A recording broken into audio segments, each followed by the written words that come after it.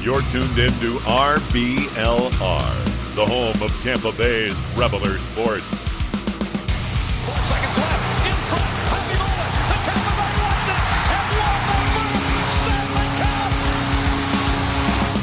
And the Tampa Bay Lightning have won the Stanley Cup. Lightning strikes twice. The Tampa Bay Lightning win their second straight Stanley Cup.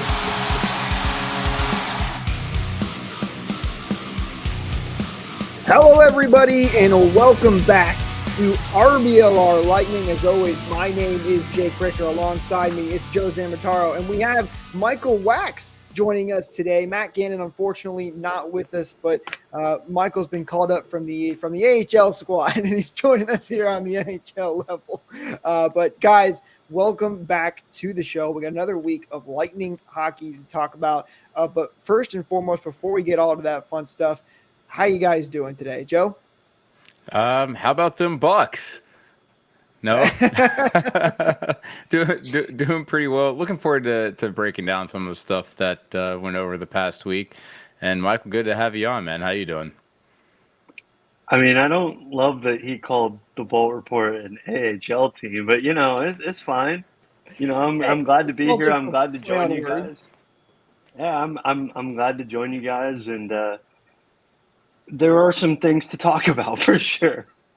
Listen, Michael was just on the AHL squad because it was a conditioning assignment. That's all it was. He's normally on the NHL level, but it was just a conditioning assignment. All right, well, we got an action-packed show for you guys today. Of course, we're going to be recapping all of the games. We'll be talking about a lot of goaltending news because a certain goaltender is starting to practice more and more, which I know fans are getting excited about. We'll be previewing the next week, and of course, as always, we're going to have our 3 stars of the week. Yes, there were some stars this week. I know it's kind of hard to believe, but we'll break it all down for you. Don't forget to like and subscribe and follow us on social media. We're on that road to 500 subscribers on YouTube, so make sure you hit that subscribe button so you don't miss out on future episodes. But starting it off is a positive note, which thank goodness, right? We get to start it off on a positive note today, and that is the Lightning taking on the Montreal Canadiens in a second half of a back-to-back after their loss to the Toronto Maple Leafs in overtime, and it was Matt Tomkins for his first win in net as the Lightning beat the Canadiens by a final score of 5-3. And guys, this was an interesting game. First period, the Lightning score 4 goals. It's 4-0. And I know it was said in our chat a couple of times, I've seen this story before. And luckily, it did not go that way. The Montreal did start to score a couple of goals, and I know for myself, for sure, I had a little mini panic attack for a second. But luckily, the Lightning held on. They got an insurance goal, and they win this one 5-3. And Matt Tomkins picks up his first NHL win at 29 years old. So a big round of applause to Matt Tomkins, who's worked his way up into the NHL and into the Lightning organization now. And for my money, has played very well. So, Joe, how were you feeling during this Montreal game? Well, I mean, it started off pretty hot, Kucherov scoring just 22 seconds into the game, and they continued to pressure, and for the 4th time this season had chased off the attending net or the opposing netminder. But kind of like the other times that the Lightning have chased off the starting goalie, the other team started to push back. But I mean, that first period was pretty good by the Lightning. I was just reviewing some of the highlights on it.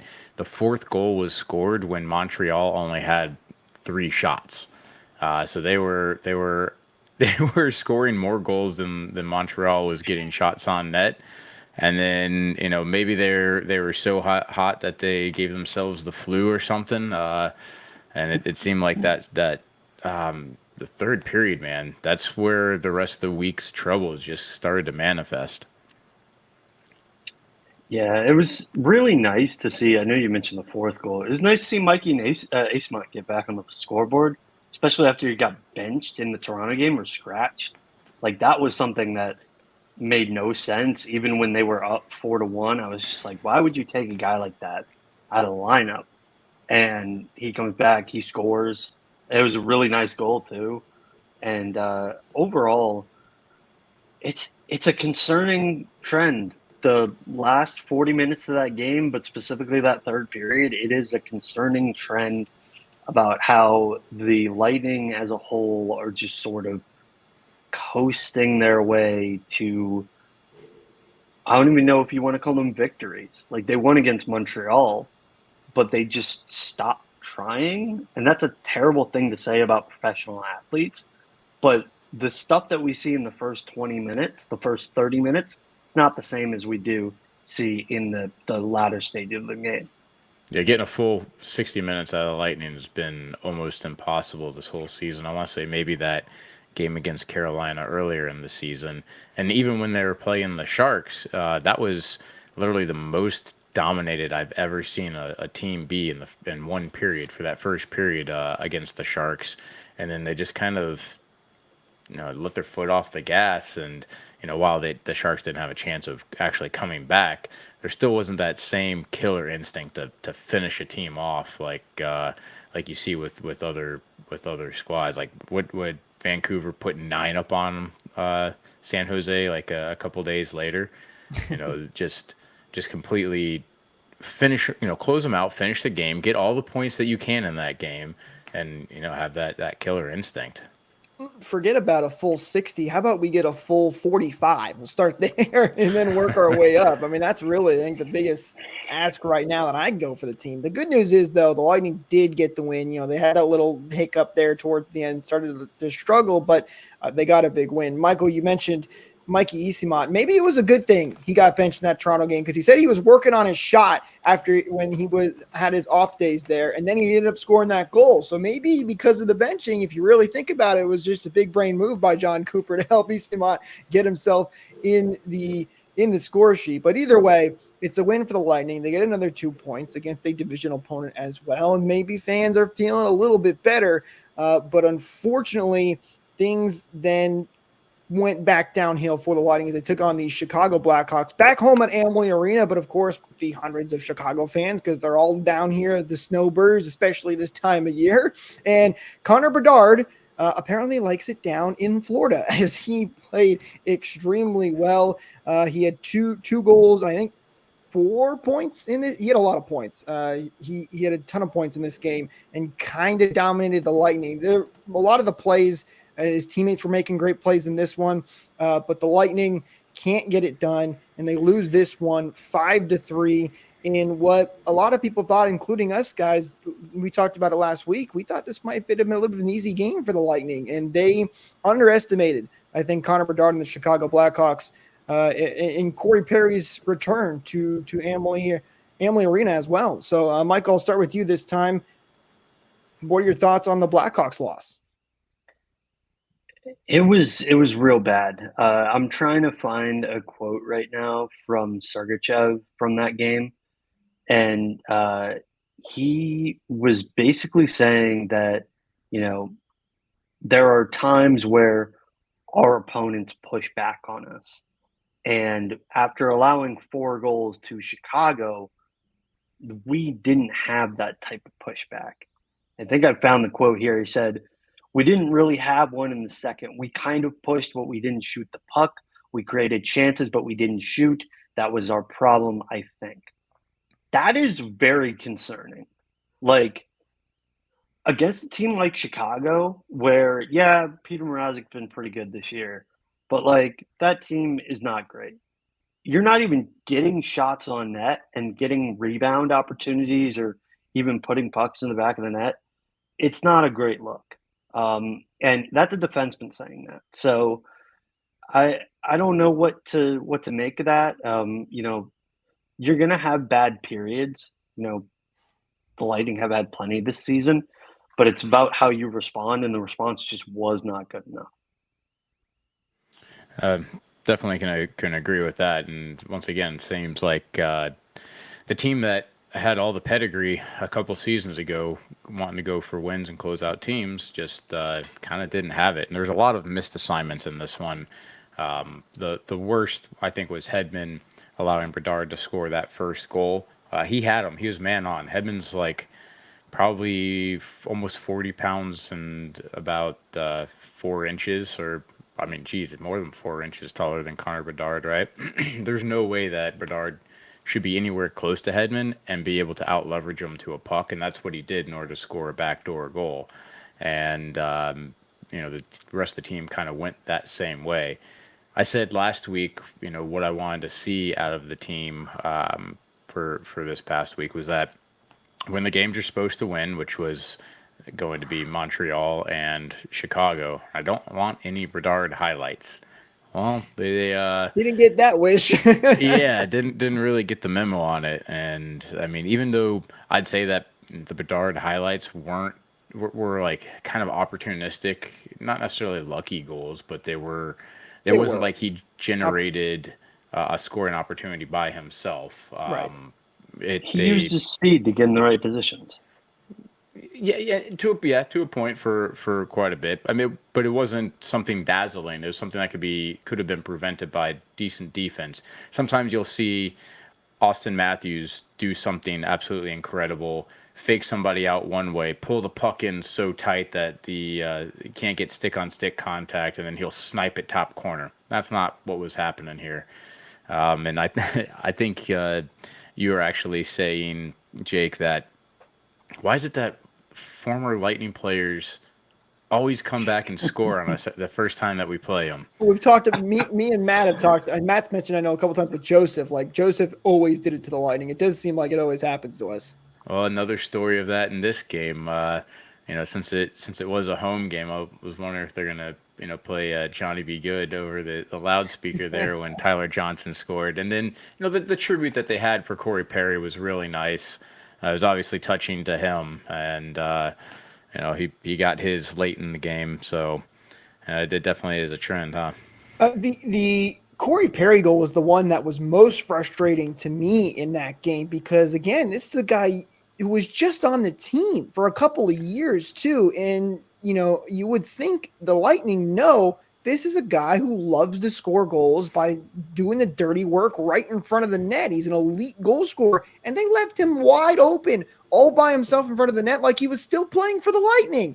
I just don't understand how you can know a guy that well and then leave him wide open on that play. I'm not sure what happened. I don't know what the exact defensive breakdown was, but they left Corey Perry wide open, and you cannot do that with a veteran player.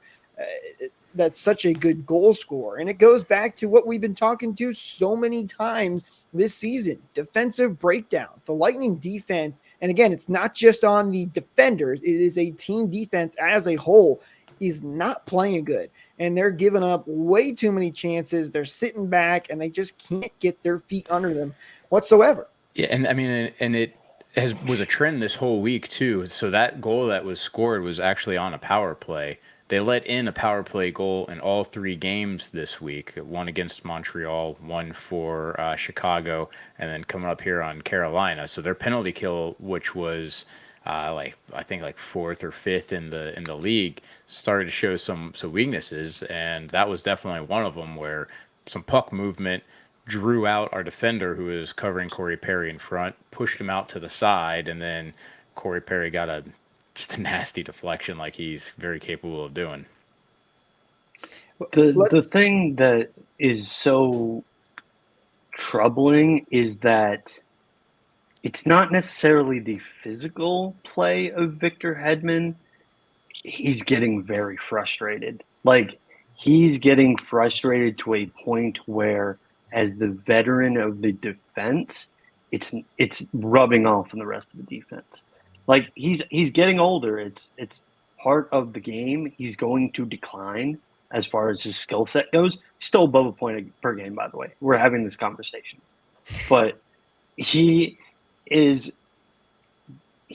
going to decline physically. He's going to be a little bit slower. He's going to be a little bit more prone to letting people by him or not getting to the puck as quick enough.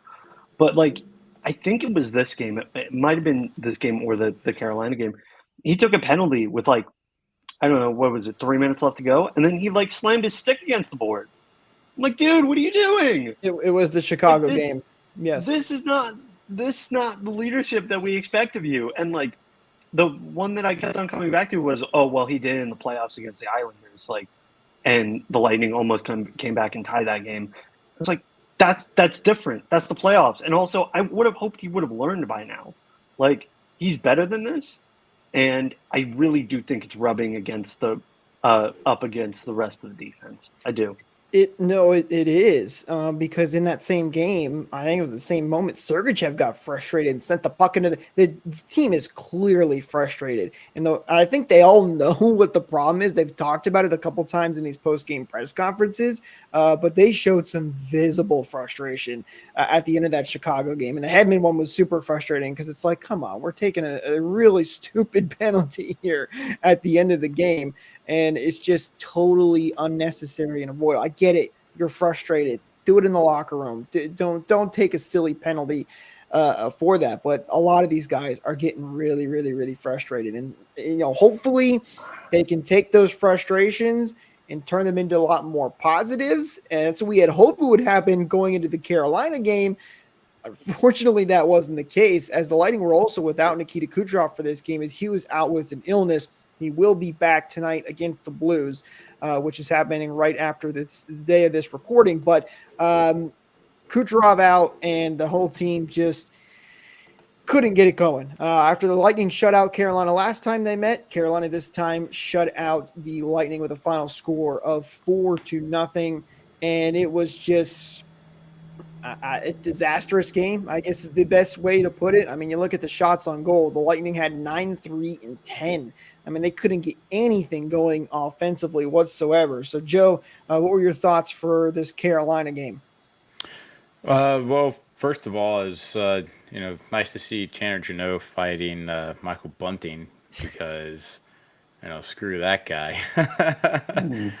Yeah, I'm not gonna forget what what he did to the Bolts last year. But that was some inspired play, right? That was nice to see it kick off with. But the rest of the game didn't really go the way. But by the stats, again, Lightning only got 22 shots. That's got to be one of the lowest that they've had all season. They allowed a power play goal against and didn't score a power play goal for. So if you up your shot numbers, maybe you can score an extra or break through and get a goal. If you can get a little bit cleaner on the power play, there is enough opportunities here. Is my point, that they could have been able to claw into the game, but they didn't. They got to take a page out of Toronto's book and figure out how to make some late stage pushes. But then again, not having Kucherov is always going to help you when you're struggling offensively. Yeah, it was not fun. it was not a fun game. If there's one thing that Carolina knows how to do, it's clog up the middle of the ice. And they did that really well. And the Lightning could not respond. This was a game where if you look at the bottom six, you're like, all right, like we need something out of the bottom six, and they didn't get anything.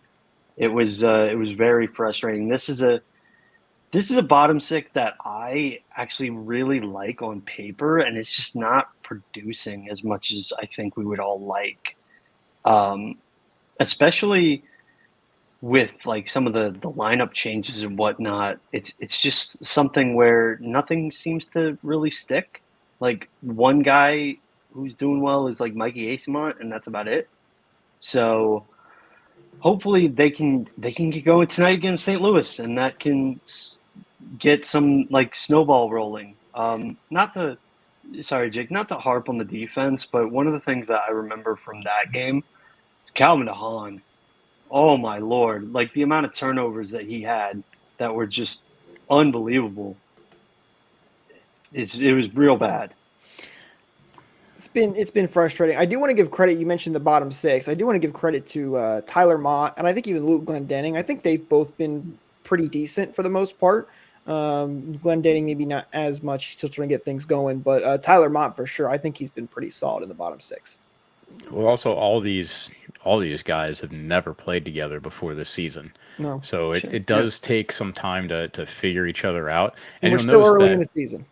Yeah, and very much so. And if you look at guys like, Jeannot, and I mean we already know what we get with Paul, but he's been mostly playing lower minutes.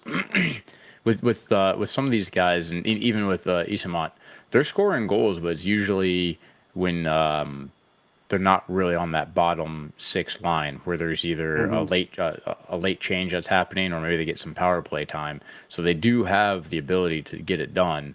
I think it's just a matter of them finding the right chemistry.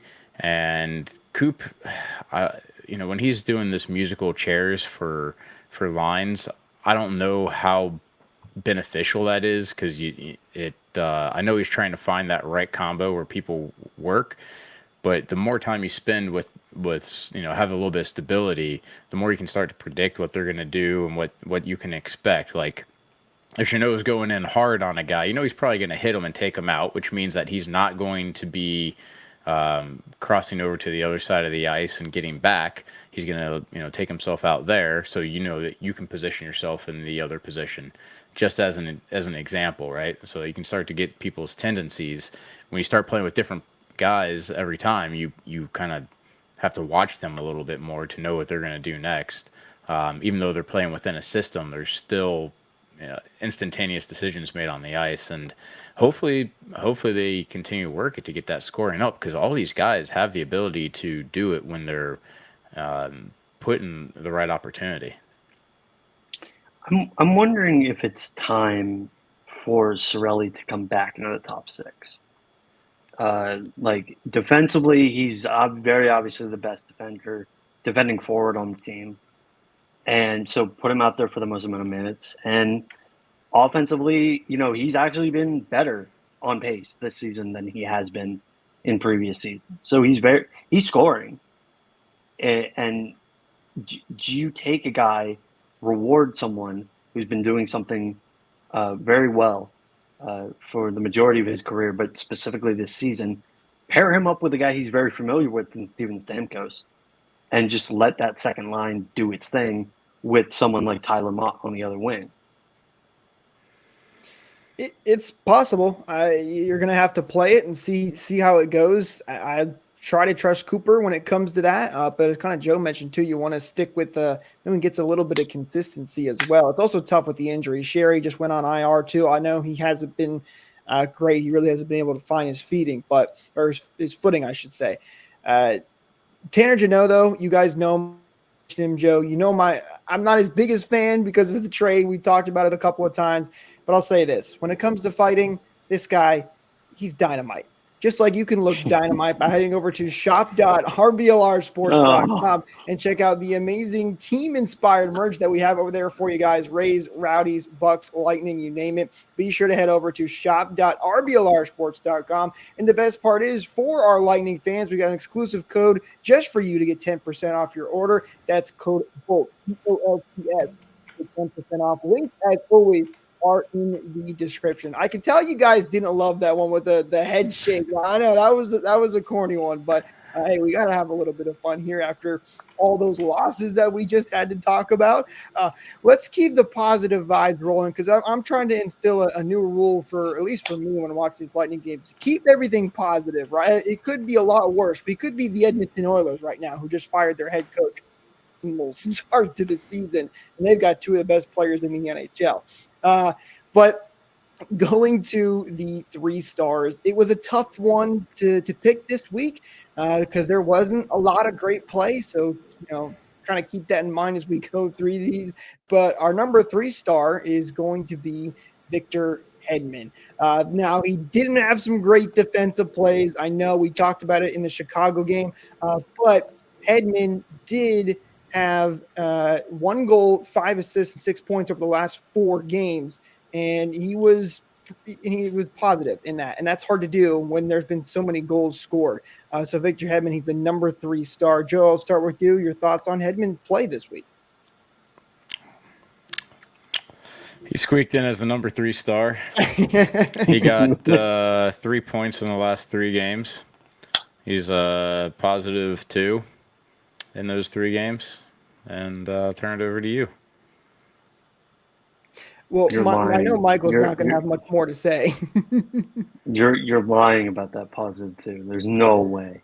So all right, so I he's was probably out there surprised too. for the penalty kill and got scored on with the There we penalty go. kill. Okay. But I mean, Yep. he did play well enough defensively, I suppose, to rank even on it. It's just he had some really sloppy play. I want to see him play better, but he was effective and in a relatively bad week, I guess you could say, or I guess probably the worst week of the in the past month or so. He did. There were some bright spots in his play, so I'll say that much. Hey, it was positive vibes only. We gotta keep the positive. All right, let's go to our second star of the week. This is a guy who I do think absolutely deserves to be on here, and I've been so impressed with. It's been an unbelievable trade that JBB made, and he even wore the alternate captain when Nikita Kucherov was out for the last game against Carolina, and that's Brandon Hagel. Hagel, he had 3 assists for 3 points over this week. He was a -2, but again, Hagel's leadership and just his dynamic scoring ability has been fantastic this year. He's playing at such an elite level, and the Lightning have him locked up long term, which I think makes it even better. So, Michael, what do you think about the one and only Brandon Hagel? I mean, you're his biggest fan, so I feel like we should just throw the floor over to you. He had a pretty good week, like all things considered. I like the fact that he's wearing an A. I do think it's surprising that it was him and not Braden Point, but that's a topic for another day. I like the fact that he's in his what is it, his second full season, his third season overall, bringing a ton of leadership to this team. He's It's not always about being the loudest in the room, but sometimes Brendan Hagel has been the loudest in the room. And honestly, I dig it. Like, I like that. So, just even stats aside, which he was a point per game player, he was a really good leader this week in a really tough week. And Positive and vibes only. and also bringing touching on the leadership portion is he has a lot of hustle to his game that his motor almost never seems to quit. Even in games where the Lightning's starting to get blown out, you'll see him back checking really hard, making plays, getting in there on the forecheck, burning his legs, and that's the sort of I mean, I don't know if I want to say that's the example that you want to see in a guy that's in your top 6 when when you look down the bench and you're starting to get nervous for a game and you see him go out there and still exert some effort. That's what you want out of a leader. A great reason to put an A on his chest, and 3 points in this rough stretch is nothing to scoff at. And I'm really glad too that we have him on the team because I couldn't imagine the dynamics of it without him. He's been fantastic. Michael is right. I am his biggest fan, especially after I called his 30 goal season. But I've loved every second of Brandon Hagel. But let's go to our number 1 star of the week. And really, this one shouldn't come as much of a surprise. He's the best player on the Lightning. He's the best player in the National Hockey League right now. And that's Nikita Kucherov, who did not play in the game against Carolina. So he was a positive as well, but 2 goals and 1 assist for 3 points for Nikita Kucherov. He stays hot. Man, he has been on a tear as of late. And, it's crazy watching this guy. He doesn't even seem excited. And after these great games, he keeps saying, I could do better. I could do better. And he's putting up like 5-7 points every night, it feels like. Nikita Kucherov gets the first star of the week. Joe, I mean, what more can we say about Kucherov? What's funny about Kuch is he scored a goal off of a Jeannot kind of a muffed shot. And that was one of the ones that after he put it in, he wasn't smiling. He just kind of looked back, though, and he did smirk at Jeannot because he completely stole a goal based on somebody else screwing up. Fun to see because, you know his personality by now, seeing him enough on the ice. And I love the fact that he just keeps pulling the trigger over and over and over again. And these shots are going in. I don't think I can quickly pull up his shot percentage, but I mean, it's got to be up there in terms of the NHL overall, much less the number of shots that he's put on net. So another big week for Kuch. Hopefully that he's 100% now that he got sick. I know there's definitely something going around in Tampa, and Michael, you're saying before the podcast too that rumors that maybe some of the other guys were sick as well. But in terms of a sick week, Kucherov definitely had one. That was good. That was real good. Kucherov has been unbelievable so far this year. He is shooting 17.5%. Is that right? Yeah, Yep. 17.5% so far, which is his career high. So I don't know if that's gonna last. But what this stretch right now is reminding me of is back in the 2016 playoffs when the Lightning did not have Stamkos, sans the one game against Pittsburgh. He was very much a fine, I'll do it myself type player. I believe he led the entire playoffs in goals and points, despite being eliminated in the Eastern Conference Final. And this is honestly, it's reminding me of that. Like, even though he's got a mostly healthy lineup in front of him, he is understanding that, some guys are fighting the puck. And so I'm going to take this opportunity and show that I'm the best player in the world. Even not even with my assists and my playmaking, which a lot of people already understand, but with my goal scoring as well. And they're coming in a variety of ways, which I really appreciate. His goal scoring. If he wanted to, he could probably score 60. Like Ovechkin has said he could probably score 60 if he wanted to. I'm inclined to believe Alex Ovechkin. So maybe this is the year that he sets a new career high in goals, because his career high is 41, which doesn't seem like a lot for a guy like Kucherov. But hey, maybe he chases that 50 plateau. That would be fantastic. I was going to say, 50, I think, is something that's completely achievable for Kucherov. The 60 number, he's too much of a passer. He's too mindful of the actual game, not just the stat, to ever let him do that. And, I chewed on him a bit. Oh, go ahead. You could say the same thing about McDavid, but go ahead. Right. Yeah. I mean, McDavid's probably a little bit of a different animal, too. Sure. But, with Kucherov, I was chewing on him a little bit last season about his one-timer, and he's scored, I'd say, probably 6 or 7 now from his one-timer. And that's, that said a lot to me because he's placing it a whole hell of a lot better than he did last year. And also, we haven't seen him do his fake slap shot pass much yet. So, yeah, I think he's definitely capable. Saving it for this week to score even more points. Well, that's what I mean, or saving it for let people kind of forget about it. And he's racking up more points. He's got one more assist than he does goals, which is very, very rare for Kucherov. But you might see those assists start coming as players key in on him shooting more. I think he plays chess out there when other guys are playing checkers. Yeah. Joe, you asked about Nikita Kucherov and where he ranks in the shooting percentages. I went and put some filters on the NHL stats. So at least 13 games played and at least 30 shots, because there's obviously a lot of guys who just don't shoot a lot and have a couple of goals, and their shooting percentages are like 50%. But when it comes to having at least 13 games played and 30 shots, which I thought was pretty fair, Kucherov ranks 26, when it comes to shooting percentage, which is actually kind of surprisingly a lot lower than I thought it was. I guess there's just a couple of guys out there that take very selective shots. Yeah, looking at, similarly, if you took at the top 20 players that have the most shots on net, so, if you just sort the top 20, he's tied for 5th for most shots on net. And he's got, let's see, I think like the 3rd highest shooting percentage. You've got Austin Matthews, of course, is above him. Kyle Connor is 0.2% higher than him. So then he's in that metric, he's 2nd for the truly elite shooters.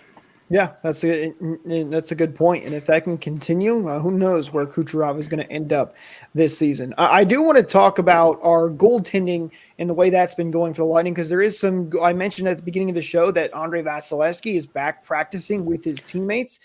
He's right on pace to come back. I think they're saying right at a little bit after Thanksgiving, I think is the estimated time, just before December. We'll put it that way.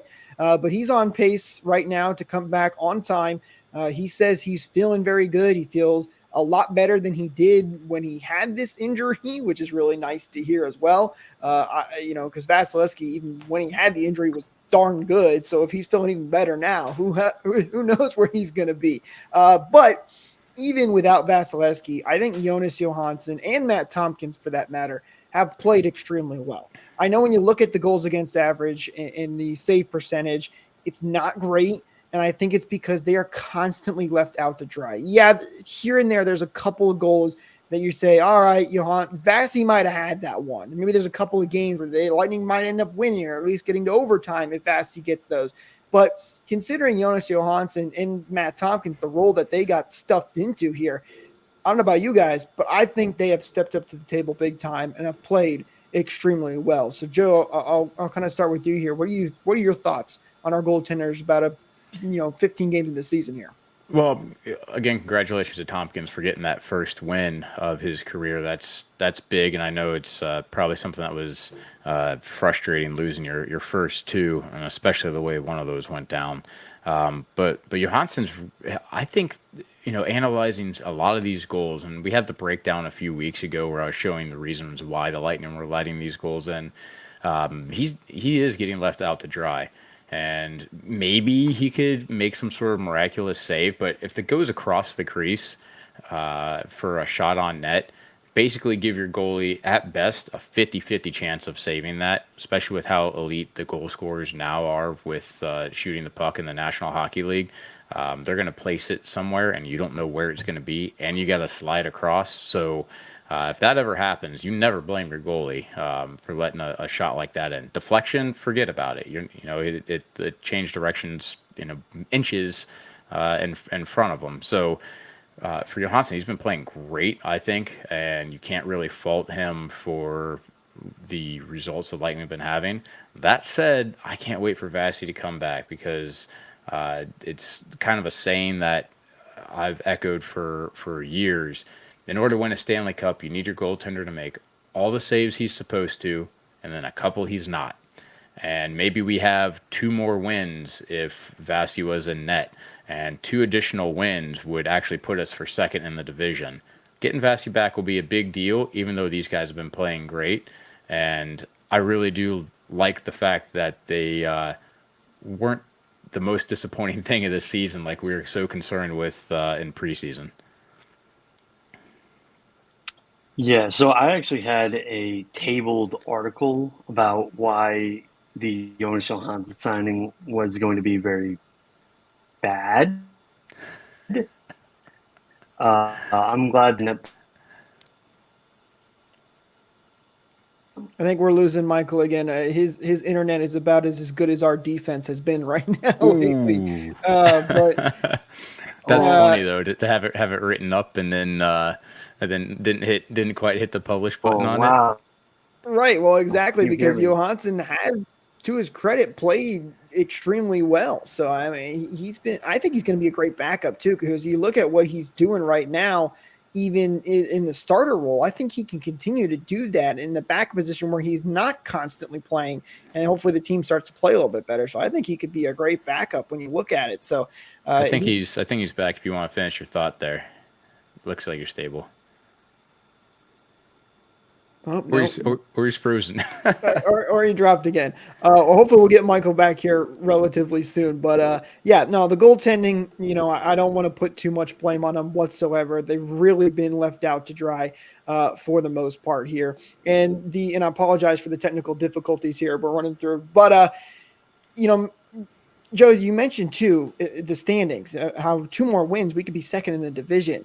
I think it's important to mention, listen, I know it's been bad. It's been frustrating because we know how good this Lightning team can be. We've seen it for the last couple of years, but the good news is I know people hate to hear this sometimes. They're still getting an overtime, and they're still in a very tight divisional race right now. So things could be a lot worse. They're still in a decent spot. They're still they've been without Andre Vasilevsky. So it shouldn't be all doom and gloom right now, even though there are some major red flags. No, I think we also just put so much expectations on our guys that even though they're above 500 on the season, and we were saying, or I was at least saying, that if they hit December at above 500, that's going to be massive. We're spoiled and used to more, and we want more wins. Absolutely. All right, Michael, I think you're back now.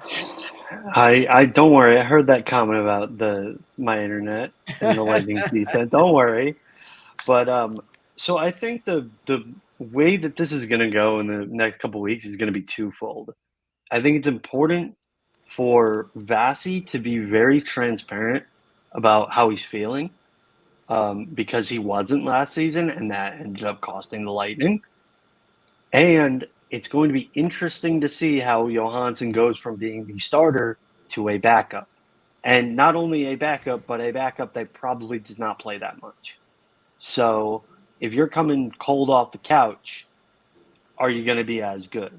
Or are you going to cost the Lightning games where, if we looked at it in October and we're like, in November, he's a great backup, or he's a great starter, he's going to be an even better backup.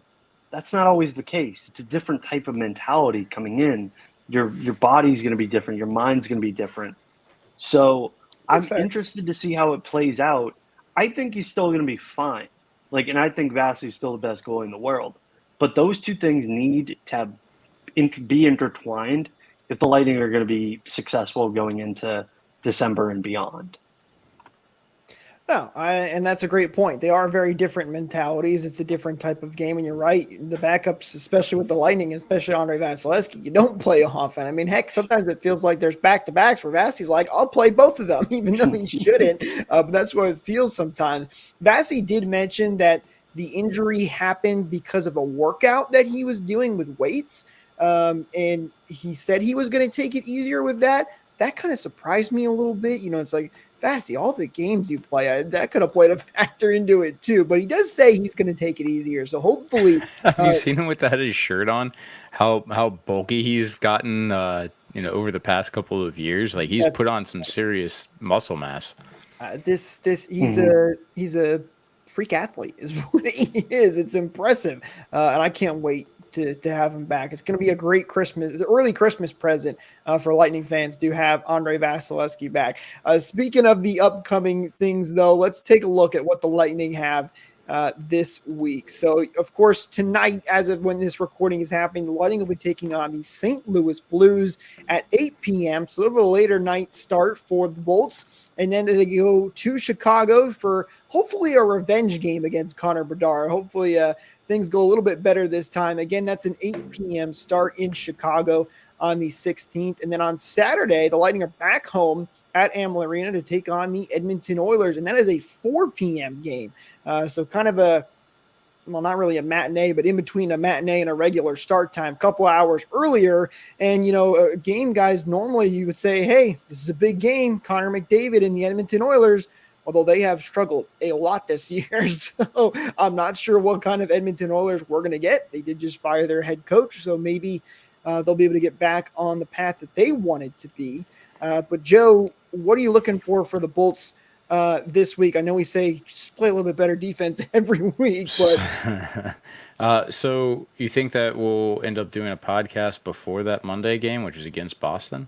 I think our next episode will come after that, or you think we're gonna get one in before? Well, I think we can mention it in this one as well, because if we do record, it'll be that episode will probably come out right after that game. So let's lump that one in there as well. Yeah, I mean, because that's the one on the calendar that you see and think true. That's going to be a really tough one for the guys. If they keep playing the way that they're playing, we're going to see similar results. What's the definition of insanity? Is doing the same thing over and over again and expecting a different outcome. Right. So yeah, use this week again. The Blues are pretty good. They've actually got a better record than the Lightning. But then when it comes to Chicago and Edmonton, they got to light these teams on fire and close everything up defensively. I know it sounds unoriginal, like a broken record, but until they do it the right way, let's just focus on the basics. It's absolutely a fair point because that's been the problem week in and week out. Michael, what about you? What are you looking for out of the Bolts this week? I mean, it's already been said, better defense, please. Please. Like, besides better defense, knowing how to clear the puck out of the zone to your own team. That has been the thing. It's the thing that drove me the most crazy in the Chicago game, the most crazy in the Carolina game, was either they wouldn't be able to clear the puck out or they would just give it back to whatever team they were facing. To interject for a quick second, Radish was so good at that, or I'm sorry, Perbix was so good at that last year, and it looks like he kind of lost a little bit of his ability to headman the puck like that. Yeah, he's going through a lot right now. Just overall, it just seems like he's having a sophomore slump. But that's the entire defense. Your best defender right now is Darren Radish. Like, yeah. So, what I would like to see is not only better defense, but I want to see the guy that I pushed for, who is Voluntary Mirala, I want to see him actually get a point. He's played pretty well, but he's just not had anything to show for it. I would like him to get on the score sheet. Hey, the most exciting type of goals, in my opinion, and again, I might just be a psycho, are the fourth line goals because you're not expecting them. Because you're like, oh my God, they finally scored.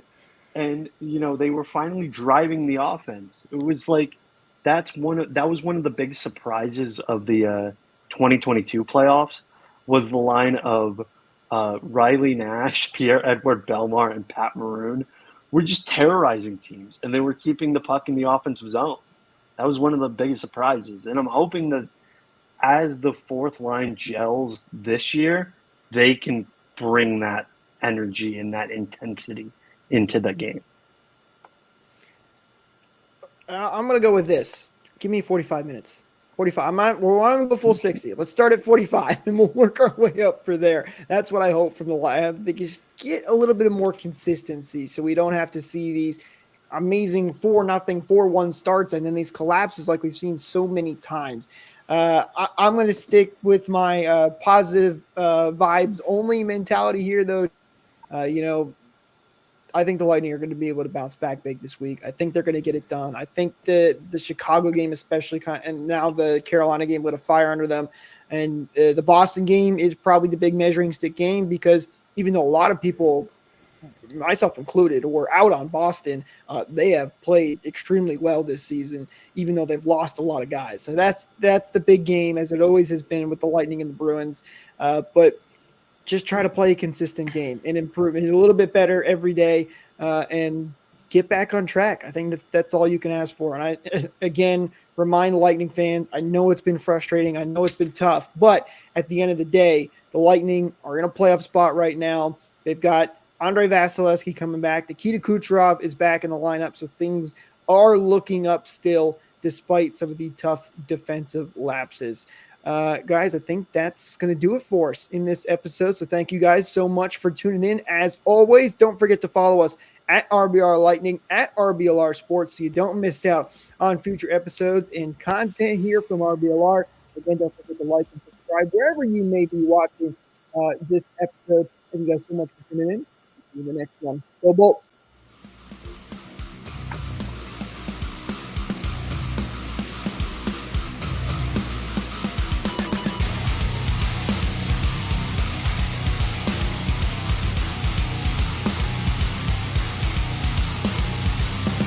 Thank you for tuning into this presentation by RBLR Sports. On your way out of the stadium, please remember to like and subscribe.